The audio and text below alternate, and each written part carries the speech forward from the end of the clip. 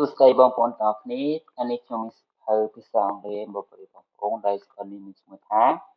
English is fun ហើយសៀវភៅនេះទាំងអស់គឺមាន6ក្បាលគឺចាប់ពី book 1 រហូតដល់ book 6 ហើយថ្ងៃនេះខ្ញុំមកបង្រៀនបងប្អូនគឺ book 1 ដែលជាកម្រិតដំបូងតោះចាប់ផ្ដើមរៀនទាំងអស់គ្នាចឹងយើងចូលមេរៀនទី1របស់យើងមេរៀនទី1គឺនិយាយអំពីការសួរឈ្មោះគ្នាទៅវិញទៅមកជាភាសា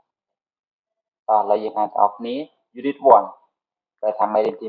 1 Hello what's your name សួស្តីតើអ្នកឈ្មោះអ្វីឥ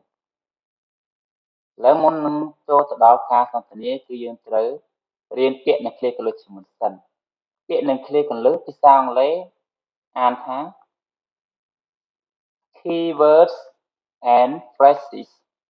keywords and phrases តោះឥឡូវយើងអានពាក្យនិងឃ្លាគន្លឹះទាំងអស់គ្នា names ឈ្មោះ my របស់ខ្ញុំ I ខ្ញុំ hello hi ប្រែថាសួស្តីខ្ញុំមក say hello ឲ្យដាក់សញ្ញាស្មើ hi នេះមានន័យថាពាក្យនេះមានន័យស្មើគ្នាប៉ុន្តែនៅក្នុងការប្រើប្រាស់ hello គឺយើងប្រើប្រាស់ចំពោះអ្នកដែលយើងអត់សូវស្គាល់ឬក៏យើងទើបតែស្គាល់ដំបូងតែពាក្យ hi គឺយើងប្រើប្រាស់ចំពោះអ្នកយើងបានស្គាល់ហើយឬក៏អ្នកដែលយើងជិតស្និទ្ធ what អ្វី your របស់អ្នក what's your name តើអ្នកឈ្មោះអ្វី my name ឈ្មោះរបស់ខ្ញុំគឺ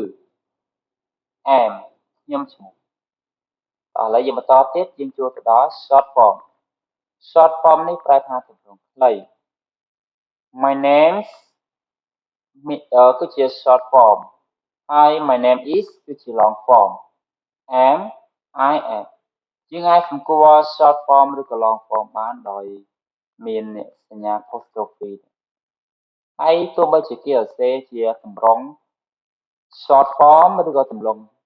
long form ពាក្យហ្នឹងគឺអត់ដូរអត្ថន័យទេគឺប្រែដូចគ្នាឥឡូវយើងបន្តទៀតគឺយើងចូលទៅដល់ការសន្ទនារបស់យើង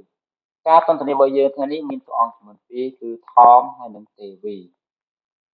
នេះគឺជាអង្គ Tom នេះគឺ Devi តោះឥឡូវយើងអានការសន្ទនាទាំងអស់គ្នា Hello ប្រែថាសួស្តី Hi ក៏ប្រែថាសួស្តីដូចគ្នា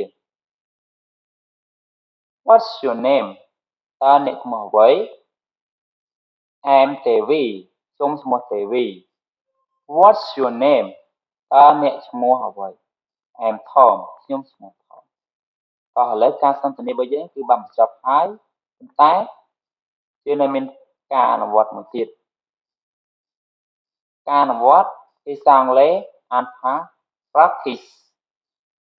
ហើយការអនុវត្តថ្ងៃនេះយើងមានចំនួន2គឺ letter A ហើយនិង letter B ចឹង letter A puts the words in the correct order នៅក្នុង letter A មានន័យថាគេចង់ឲ្យបងប្អូនទាំងអស់គ្នាប្រៀបពាក្យទី1ពាក្យទី2ពាក្យទី3នេះដែលគេសរសេរជាសញ្ញា slash បែបនេះឲ្យរៀបនៅកន្លែងចុចនេះដើម្បីឲ្យពាក្យនេះត្រឹមត្រូវតាមលំដាប់តម្រយចំណែកឯ letter B complete the following sentence with am នៅក្នុង letter B ចង់ឲ្យបងប្អូនទាំងអស់គ្នាយកពាក្យ am is ទៅបំពេញនៅចន្លោះនីមួយៗដើម្បីឲ្យ